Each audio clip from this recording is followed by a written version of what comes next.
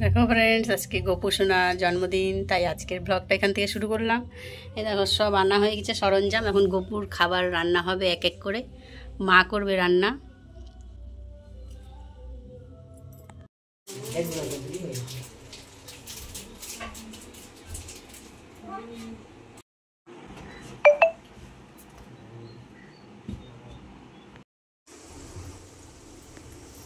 কি এখন বন্ধুরা, আমার গোপু সোনা সেজে বসে পড়েছে। দেখো দেখো কত সুন্দর লাগছে গোপু সোনাকে। এই দেখো নতুন মালা পরেছে এর উপর।